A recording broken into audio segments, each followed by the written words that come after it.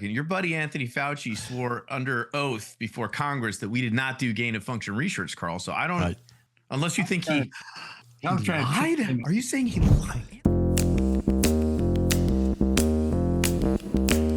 Welcome to Real Clear Politics on Sirius XM for Tuesday, May 6th. I'm Andrew Walworth. I'm joined by RCP co-founder and president Tom Bevan and Washington Bureau Chief Carl Cannon. So, gentlemen, Donald Trump has a plan to help illegal immigrants self-deport. He is offering them $1,000 and paid travel if they decide to leave the U.S. Homeland Security Secretary Kristi Noem said, quote, self-deportation is the best, safest, and most cost-effective way to leave the United States to avoid arrest. So, Tom, what do you make of the president's proposal? Well, this is not the first time we've heard the phrase self-deportation. Famously, Mitt Romney was asked about his immigration policy back in the 2012 election, and that's what he said, that immigrants who were here illegally would just self-deport, which everybody sort of laughed at the time and said that's not a real proposal. But it didn't have any conditions on it. So why would anybody have done that in the first place? So this actually does have conditions, which I think do make it a legitimate proposal. And Trump has said, look, we'll give you $1,000. We're going to pay for your flight. And if you take advantage of this, you will have an opportunity to come back into the country at some point legally if you go through the proper channels. Conversely, if you do not take advantage of this proposal during that window, you will never be allowed back in this country ever under any circumstances. And so I think the combination of those two things makes it an attractive option for some people. Maybe not all of them, but again, if the estimates are that it costs $17,000 to deport someone right now, to find them, arrest them, detain them, and then deport them. Even if, we get a few $100,000 to take advantage of this opportunity, it's going to save the country a ton of money and, again, move that process along of getting people who came into this country illegally out. Yeah. Well, Trump says, I think there's at least one immigrant has done this already. It's only been 24 hours, but they've announced that I think he was back to Honduras. So, Carl, what do you make of the plan? So one person down and 13 million to go. When Romney said that, I was one of he's being gentle. I was one of the ones who ridiculed Romney's plan. I didn't think that was just sort of a kind of throwaway line. And Romney didn't really flesh it out much. The Republicans were struggling to what to do with what we thought were at that time, 3 or 4 million people. That was 2012. There's 3 or 4 times that many now. I mean, I don't even know how many people crossed the border. I don't want to say illegally because the Biden administration essentially welcomed them, but who came here without papers and without going through the process in the previous administration. I mean, I've heard numbers, 5 million, 8 million. It's a lot of people. And what Tom said, what the administration said, and Tom outlined it is probably the cheapest and most humane way to send people back to their country, if that's what you want to do. It's to let them go back where they came and to facilitate that happening. You're not going to make them walk through jungles and cross the Rio Grande River, towing a rope anymore. You're going to fly them, and their embassy is going to be part of this. It does seem humane. I'll say one thing though, $1,000 doesn't seem like enough money. It's not. This is both a carrot and a stick the administration's offering. The carrot is the $1,000 free transportation and the possibility of coming to the country legally in a future date. That's a lot. And the stick is, if you don't do it, you'll get arrested and kicked out with nothing. But it seems to me that these people who came here for work, who came here for a better life, and we talk about gang members, but the overwhelming number of people came from impoverished countries where the economy doesn't work, the government doesn't work, and they want a better life. So how much do we have to pay them, Carl? What's the number? But look, Trump's the master negotiator. I assume this. I assume this is the opening bid. Do I hear 8,000? Well, there are Democrats. But Andy, I think it would get more attention in the community, in the immigrant community, if it was more money. But I think this is a proposal.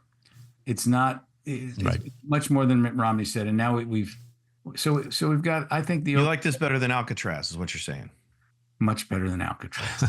Well, you'd be shocked, but there are Democrats who don't like this.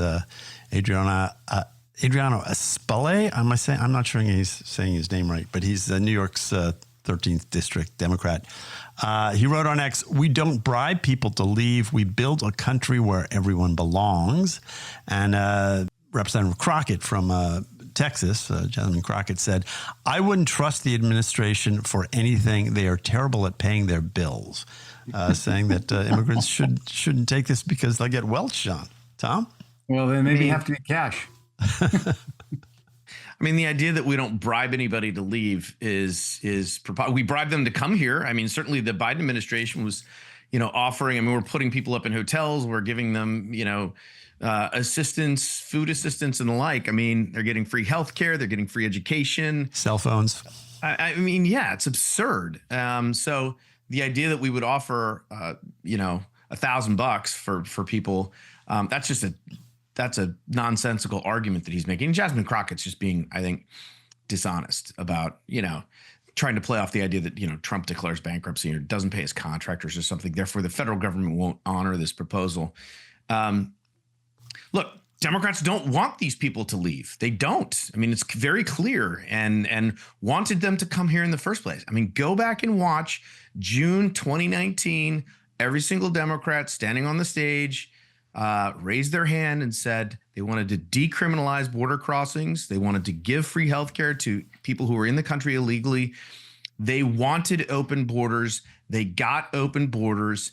And this is the other end of the spectrum because the American people voted and said, we've had enough and we have to do something about this. And the Democrats just simply don't want to kick these people out. They don't want to find them. They don't want to deport them. They're perfectly happy just letting them live here forever. Well, Carl, along those lines, well, it's not quite forever, but Senator Ruben Gallego, Arizona freshman senator, he has a different plan. He wants to charge immigrants $5,000. It's a fine. Then they would be submitted to a background check. And if they did that in his proposal is then give them a work visa for a couple of years. Some are calling this amnesty, but he says a work visa is not the same thing as citizenship. What about that plan? Well, so we can't bribe people to leave, but we can bribe them to stay. Is that? Do I understand? No. Not bribing. They would pay a fine. They pay $5,000. They pay $5,000. Yeah. Well, that's what Tom's talking about, though. That he may say that's not the first step to citizenship, but it certainly is. You give people a work visa, then they get a green card, then they apply for citizenship. Maybe that's the best solution. I'm not gonna say that all these people who came here during the Biden administration should be kicked out of the country. That seems pretty drastic to me. But and the idea that that you require them to pay to stay, that's just not how we should have. What we should have is a real system of immigration. Mm-hmm. But we don't. So I mean, these are proposals that What I'm saying is that we do, and the system we have a system that has allowed between 1 million and 1.5 million people to come into this country every year for 25 years legally. No country legally. Right. No country's done this, and it seems to me that if we should have higher immigration numbers, that's the way this should be done. It seems to me that most American voters want us to control our border and decide who come here through an orderly process. These people, they would argue that they came here through an orderly process. As Tom pointed out, the Democrats ran for president against Donald Trump. There was 8 or 9 of them. They all said they'd open the border. One of them won. He did open the border. And what complicates it is that they lied about it constantly for 4 years. They said they hadn't opened the border. They said they didn't. There was no problem down there. It was all good. And they were taking money that was supposed to go from COVID and funneling it through, NGOs and charities to give these people incentives to come here. And it seems to me we need an orderly process. And this is a backdoor. It's kind of like, you broke the law, but we Democrats kind of wanted you to do that, and what we're really hoping is down the line you'll become Democrats. That's how it seems to Republicans, and that to me is what's wrong with this a band-aid approach. Let's get the two parties together, agree on what the policy ought to be, what the numbers ought to be, and stick to that. Yeah. Tom, I think we need a blue ribbon commission here, but yeah, right. Yeah. We'll study it for years and come up with nothing. I was just thinking of a negotiation on the Hill. These people don't even know what a conference. They've been negotiating on this since 2004, 2006, and they haven't been able to get it done. And no, they've been Congress is a lot more polarized now than it was then, Carl. They've been looking for ways not to fix it, Tom. I'm calling for good governance. Is that something you can't even say anymore because it's so far-fetched, Andy? Maybe. Well, I will say this, Tom. It's not quite the golden ticket that Trump has talked about. That's $5 million, I think. Right. This is $5,000. So, I mean, in some sense, are we just negotiating the price, as they say about the oldest profession? A little bit. I mean, look, at least it's an acknowledgement that these people have committed a crime for which they need to pay restitution, right? If you misdemeanor or whatever, you have to pay. But giving them a work visa, I don't know that is necessarily going to fly. I would also say too, a lot of these folks who came across, right, and we've seen how much money the cartels made. They paid their last penny. They paid tens of thousands of dollars to just get here. And now illegally, right, because they knew the border was open, they knew if they could just get here, they would be let into the country. And so they scraped together everything they had and gave it to the cartels. They got to the country, and now there's obviously a new administration. And so we're going to tell them, you have to pay $5,000, this $5,000 fine. I bet you there are a lot of folks who can't even afford that. And so, it's kind of, instead of paying them to leave the country, we're going to fine them and charge them to stay in the country. I mean, again, it is the basis of at least acknowledging that crimes have been, because quite frankly, Democrats wouldn't even, acknowledge that and didn't want to acknowledge that. And it's interesting that it's coming from Ruben Gallego too, because he was sort of a very progressive House member who really moderated and ran more of a centrist campaign to win in Arizona. And this is sort of that, of that sort of ideological ground that he ended up winning on. But again, I don't know how far this is going to go. I don't even know how many Democrats would back this proposal. Yeah. All right. Well, guys, we're going to take a quick break. You're listening to Real Clear Politics on Sirius XM. I'm Andrew Walworth. I'm here with Tom and Carl. We'll be back right after these words. Welcome back to Real Clear Politics on Sirius XM. I'm Andrew Walworth. I'm here with Tom and Carl. And Tom, Governor Brian Kemp has decided to pass on running for Senate in Georgia. He was lobbied to get into the race, and he was considered the strongest possible contender for the GOP. And he is not the only governor who has decided not to run for Senate. Axios reports that Democrats Gretchen Whitmer and Andy Beshear are passing on Senate races, as well as Republican former Governor Chris Sununu. So, Tom, why don't these governors want to join what a lot of people consider the most exclusive club in the world? Well, I suppose it depends.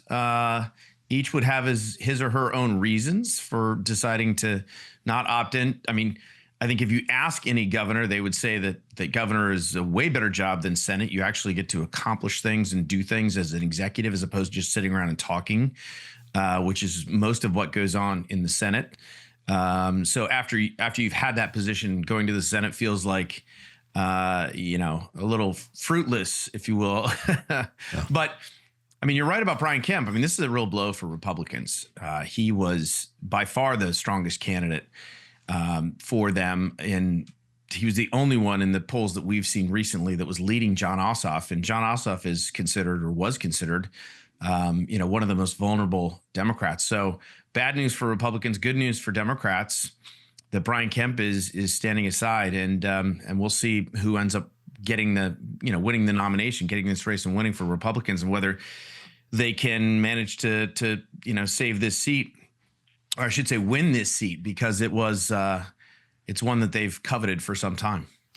Well, Carl, a couple of these, certainly Sununu and Whitmer and Bashir, for that matter, all might have bigger ambitions, right? I mean, that might explain partially why they aren't running for Senate. Well, I think that's right. I think it made me think Brian Kemp's looking at it running for president next time, Andy. Mm-hmm. The other thing, though, is that with the exception of Barack Obama, running the Senate is no longer the stepping stone to the White House that it once was. George W. Bush, Bill Clinton were governors. Joe Biden was, he ran for Senate, for president as senator, never got any traction, but then he was vice president. That was a better way. Donald Trump, of course, had no job in government. But it's not, if you have higher ambitions that you're talking about, Andy, it doesn't seem to be the place you want to run from. You're forced to take positions that are hard to defend. You can't run on your own record, really. Gretchen Whitmer, and we've talked about these governors, Andy Bashir, Gavin Newsom, Gretchen Whitmer, that they have vulnerabilities and strengths, but they're running on their own record. And we aren't even talking about Gavin Newsom running for Senate. For those of you who are listening to this so seriously, you should go to the YouTube, because I did my little, I did my drink when Carl said Gavin Newsom. You have to admit it fit nicely in there. It wasn't. If you run from the Senate, you're running on, Mitch McConnell's record or Chuck Schumer's or whatever. If you're a Republican, whatever Donald Trump and J.D. Vance forced you at, knife point to do. And I just think that, and also, as you said, Andy, get things done. You're a real administrator. Governors just seems like more of why these people originally went into politics. Mm-hmm. At least right now, the Congress seems, like a mess and not much of a stepping stone. Yeah, it does seem though it's changed, hasn't it? I mean, it used to be that going from the governorship to the Senate would make sense. That was a pretty well-worn path. This is a little bit of a reverse of a trend, and they can't all really think they're going to be president. I guess they can. I mean, these are politicians. But that's a dated view. I mean, I mentioned 3 or 4. Jimmy Carter was a governor. Ronald Reagan was. Oh yeah, no, definitely. H.W. Bush was never in the Senate. It's just not. It's not the path anymore. And right, but it is. But why does it have to be the path? That's the question. I mean, it's a pretty narrow, doorway to walk through, no matter what your background is. Right. It used to be the Senate was considered a pretty good job. Now it doesn't seem, when you talk to people, it doesn't sound like it's that much fun. You got to raise all this money. You got Donald Trump there if you're a Republican. Andy, it's not a shoo-in. Larry Hogan in Maryland, where you live, was a very popular governor. Wow. But all these races now are nationalized. He couldn't run as Larry Hogan. He had broken with Trump, which meant that the hard MAGA people weren't really working for him.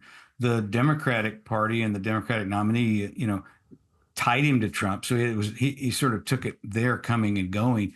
But it's nationalized because you're a governor with this long, extensive record, and suddenly when you decide to run for Senate, it's all about, Roe v. Wade or Dobbs or whatever the issue du jour in Washington is. And the groups amass these massive amounts of money to defeat you. Greg Orman, who we've had on the show recently, I know him well. Tom went to, I think he and Tom were at Princeton at the same time. He ran as an independent in Kansas, and, they just nationalized the race on him. Mm-hmm. And he was a Senate seat against what was considered a vulnerable Republican, and all the forces in the world came in against him. So that's the other thing, Andy, is they're not shoe-ins, even if they're popular governors, that they'll win the Senate race. Well, good point. Tom? I mean, look, Larry Hogan's sort of a unique example running in a deep, deep blue state. That's not what Brian Kemp is. That's not what Gretchen Whitmer would run in Michigan and probably win.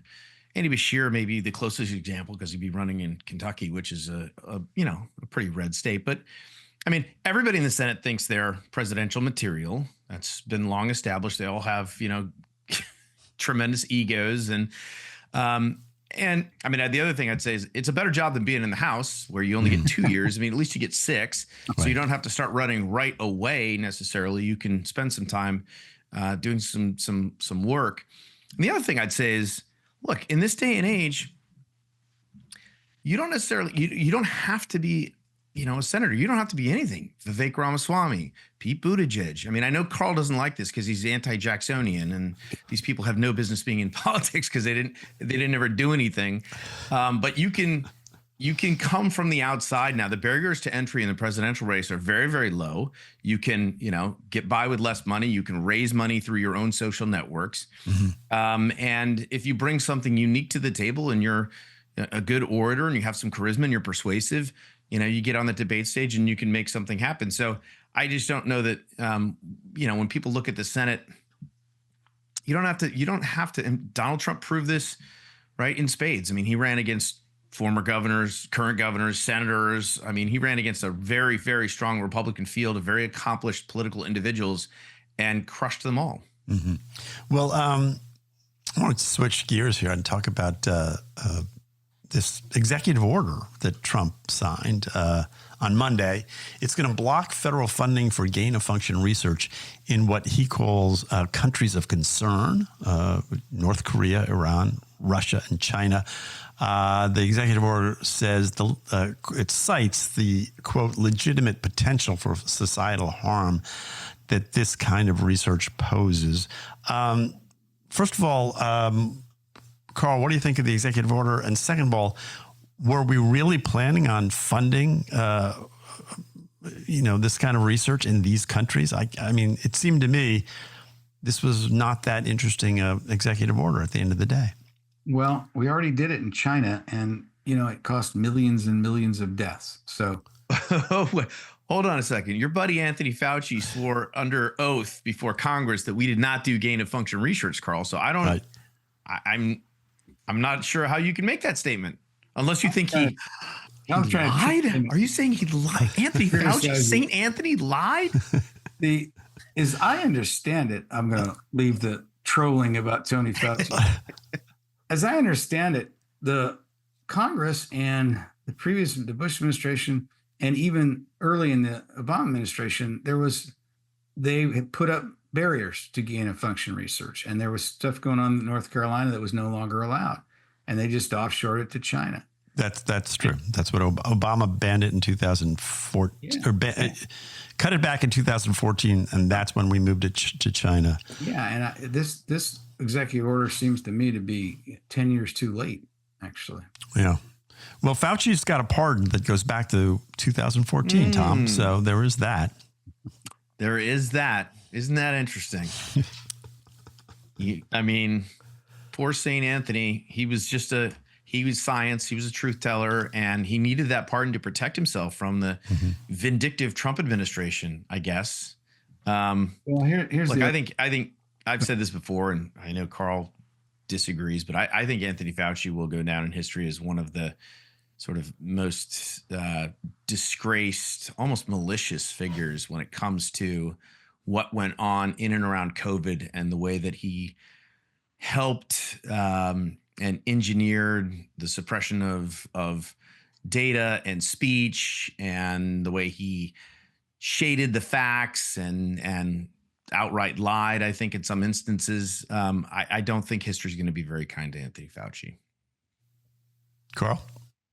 Well, I covered him first, and we're not close or anything, but I interviewed him a couple times during the AIDS crisis, and I thought he behaved heroically. And maybe the moral of the story is there should be, mandatory retirement age, which Donald Trump is fast approaching. Yeah. Well, so I will go back to this executive order because it got a lot of press, and RFK Jr. was there. But like I say, it's one of those things when you sort of dig into it, there's less there, I feel, than meets the eye, because it's restricted to these, five or six countries, none of which I can't imagine we would be funding. But Andy, you said that we already did it in China. Who knows what we're doing in North Korea? I wouldn't. What I learned from the science community after COVID was that they're doing a lot of things we don't know about. I would go further, and I see what you're saying about the executive order, Andy, but I think it's the first step. Gain-of-function research is you take these very dangerous viruses, and in a lab you make them more deadly.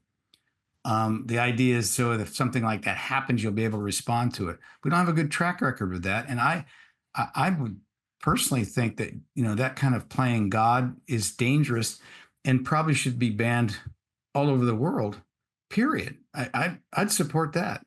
Well, I guess we'll have to see. Anyway, you're listening to Real Clear Politics on Sirius XM. I'm Andrew Walworth. I'm here with Tom and Carl. Be back right after this. Welcome back to Real Clear Politics on Sirius XM. I'm Andrew Walworth. I'm here with Tom and Carl. And guys, the deadline for needing a real ID is here starting tomorrow, May 7th. If you want to fly domestically in the U.S., you will need a license or identification card that is Real ID compliant. This was signed into law by Congress back in 2005.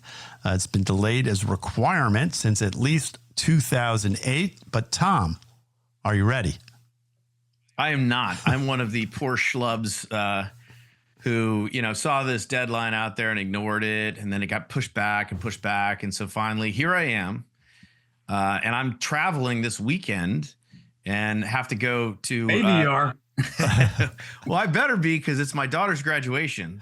So and now I'm like, you can't get an appointment anywhere. I mean, I'm in the state of Illinois. It's our DMV is not the best. Obviously, none of them are. But even within like 250 miles, I did a search and there's no appointments.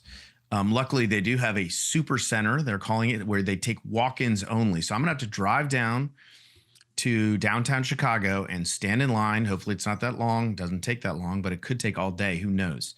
To get this ID so that I can travel, because my passport, which I have right here, is expired. Therefore, no good. And when I realized that, I applied for a new passport, but that isn't going to get here in time. So I hope that most people were smarter about this and more organized about this than I was, because I am now caught in the 7 circles of Real ID hell. Right. Well, there's two pieces of good news for you, Tom. First of all, Kristi Noem today was up on the Hill, and she said that you will be able to fly. It's just going to be a pain in the neck. I just got back from a trip that I was on, and I was talking to one of the TSA agents, and because they're telling me as I'm going through, like, dude, you got to get an ID, and I'm like, what happens? Can I really? And they said, well, basically, if you have an ID, a driver's license or even an expired passport or whatever, they'll just have to do a background check, but it could take 30 minutes, it could take an hour or so, whatever. It could add a significant amount of hassle and travel time to folks every time you go to, wherever you're going and when you're coming back.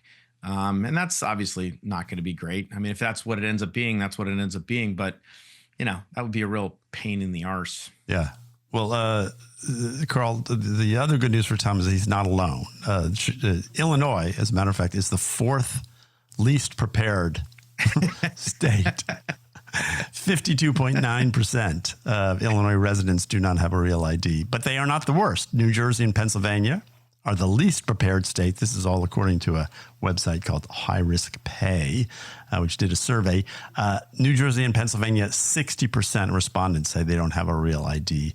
Delaware is the most prepared. So, and I will say Maryland is, I think, the 4th best prepared, which is my state. So, anyway, some people don't even know that they actually have. If you have a little star on your driver's license, that's Real ID compliant. And I talked to a couple buddies, and they're like, I don't have this Real ID. And then they're like, wait a minute, why do I have the star? And I'm like, well, you're good. I know. I got a notice from the DMV saying I had to go get one, and then I said no. I think, and I went. And I looked. I've got the little star on mine, so I think I'm all set. Who won't need Real ID this week are migrants that we talked about at the top of the show, live in Chicago and want to fly to Dallas, and all they have to do is tell the TSA, no, I'm going to take Trump's $1,000. I want to fly from Texas back to Central America. I bet they let them on the plane. I'm sure they will. But Carl, there are some people, American Civil Liberties Union, for example, who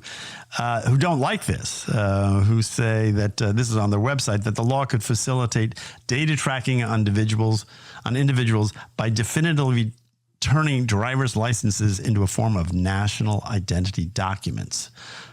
Real ID would have a tremendously destructive impact on privacy. Are you worried at all about this as a national ID card now? I would worry about that, except that the national ID card it's called the Apple iPhone. and everybody has it. And they they know not only everywhere you travel, everywhere you've been, every store you've been in, every They restaurant, spy on you. That spies on you. Listens to your right. private And when conversations. my friends they'll sit around and they'll say, "Oh yeah, I want to know something." Siri, what was Todd Cobb's lifetime batting average? And so then Siri will say, 367 or whatever. That meant that Siri's been listening the whole time. It had to be listening the whole time. Otherwise, how did it know it was going to call your name? So I do worry about privacy. I worry about the government taking advantage of it. But a whole generation of Americans surrendered their privacy to these big tech companies about 20 years ago. And we should do a show on how we get that back. But maybe the horse is out of the barn already. Does seem like a quaint sort of notion that this ID card, Tom, stands between us and our privacy. Well, Carl's exactly right. On the privacy front, there are way bigger threats to privacy than this. But the other thing too is like, okay, well, so everyone's getting forced to get a national ID. Shouldn't you be forced to show an ID if you're going to vote? I mean, isn't that like a legitimate one thing? No. No, just for the one thing. Everything else. Everything else. You got to have a national ID. Can't get on a plane unless you do. But, you can go and vote with nothing. I mean, it's absurd, honestly. Well, last thing I want to talk to you guys about, and that's Pete Hegseth, who Secretary of Defense. He has ordered yesterday a 20% reduction in the number of four-star generals and admirals, saying he wants to, quote, shift resources from bloated headquarters elements to our war fighters. So, Carl, there are currently about 38 four-star generals and admirals. What do you make of this? And do we need fewer generals, more GIs? 38, you say?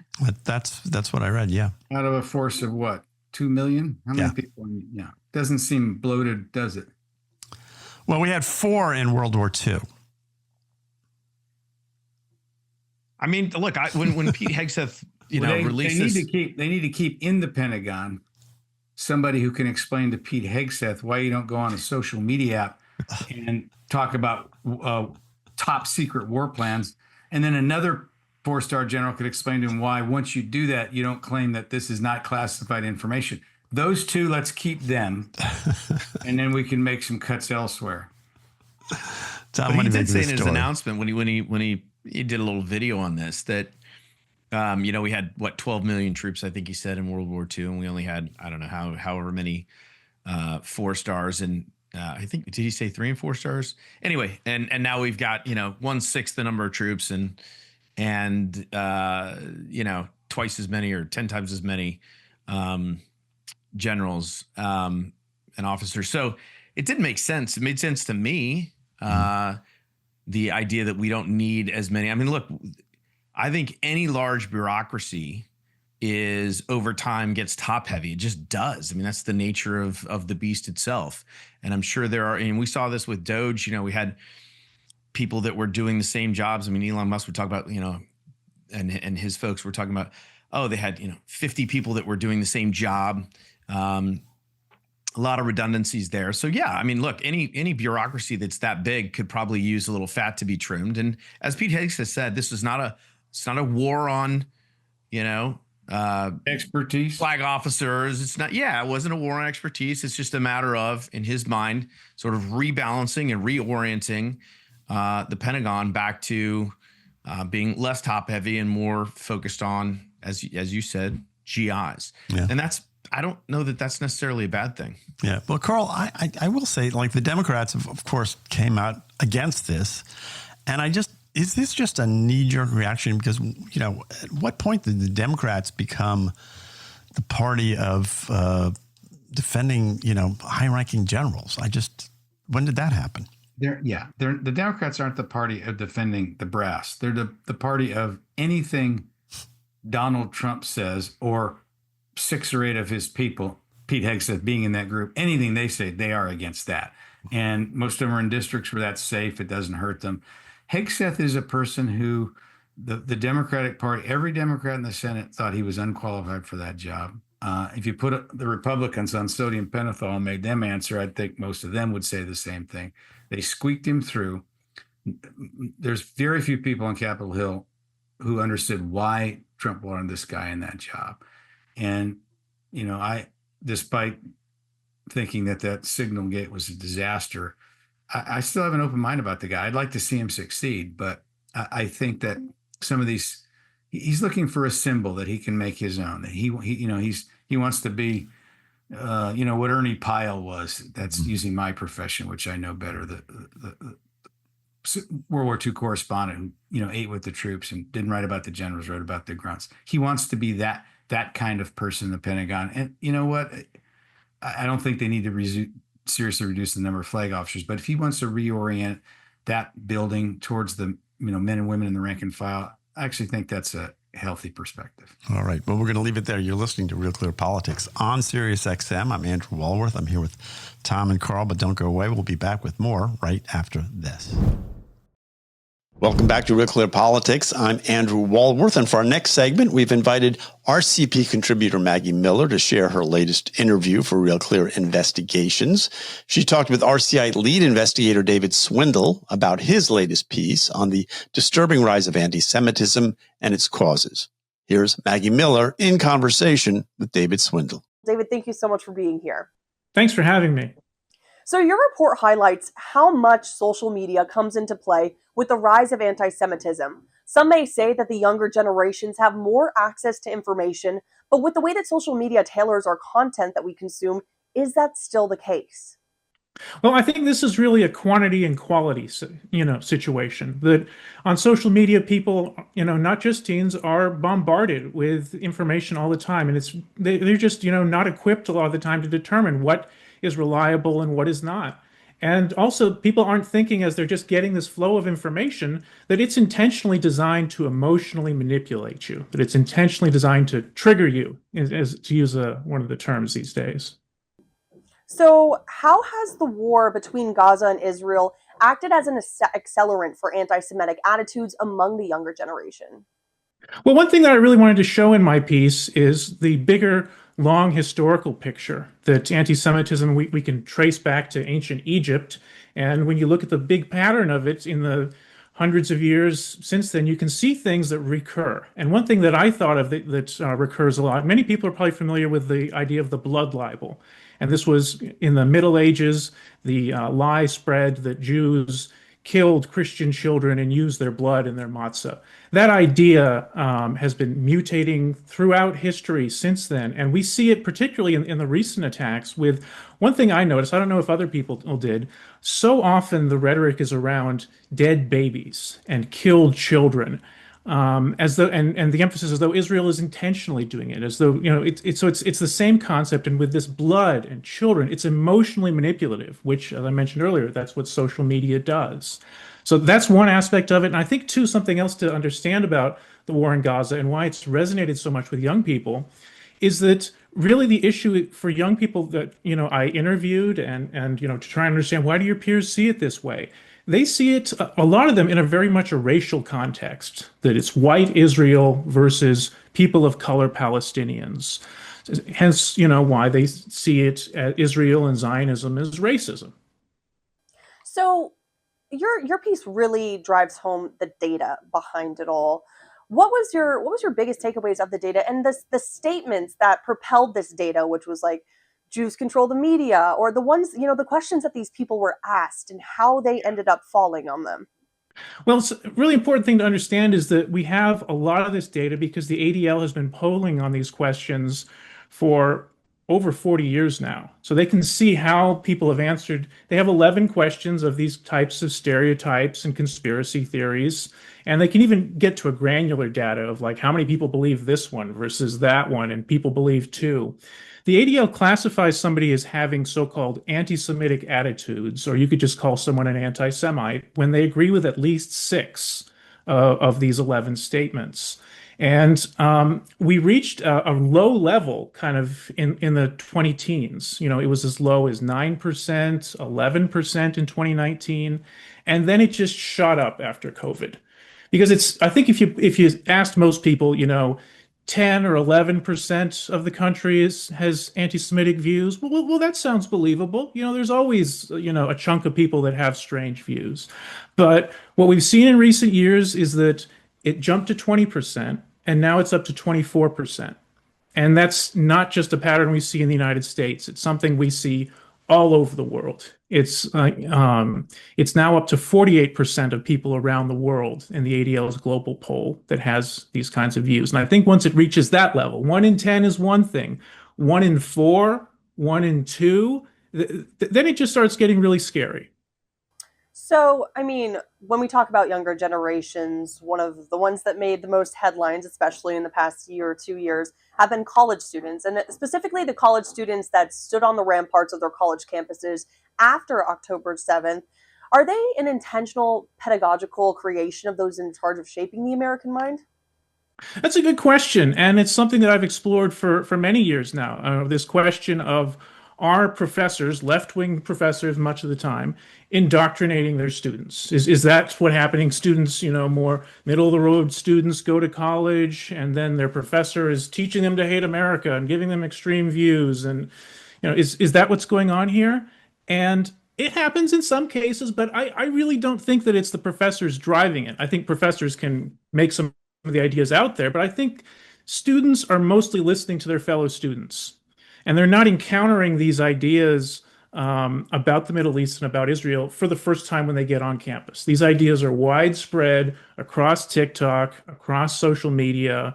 So I think that's really what's going on here is that we need to see that it's young people, that it is activist groups that are really driving things. So no need to overstate the impact of the professors. It's bad, but I think there are things that are worse. And so another part of that conversation that has been perpetuated has been, how did a country that was attacked since its origin, kind of as you just described, become considered by many an apartheid regime? One doesn't have to dig too deep into the history to see, when did this narrative start? When did this idea come about that Israel is apartheid, that there's something racist in the conflict here? And you can look into the late 60s, early 70s, and this whole ideological concept was largely seeded by and created by the KGB. This was a disinformation effort against Israel that started long ago. So those narratives that have been going on for generations are simply still popularized today. And this idea about Israel as an apartheid state, we see that they're kind of just going back to their greatest hits. That activists knew that this worked in the 1980s with South Africa, so they think, oh, well, we'll just do the same thing. But it hasn't been that successful. I've been tracking the BDS movement for over a decade now, and they haven't clocked that many great wins. So they're at some point, they're going to have to reevaluate if that strategy is going to be very effective. One of the things that struck me within your piece was the mentioning that people don't really know the depth of the Holocaust anymore.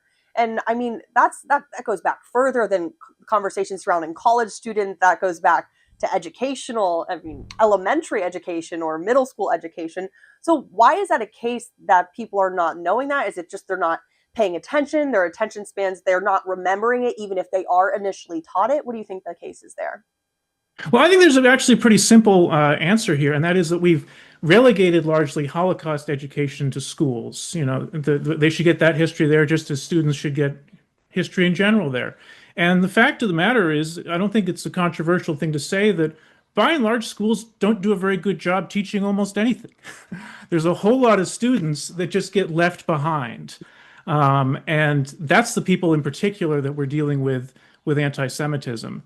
That the less education somebody has, the less of an ability to think that they have, the less that they're going to be able to resist a lot of these disinformation narratives that have been cooking. In my piece, I talked about the Protocols of the Elders of Zion, that was really transformative for anti-Semitism.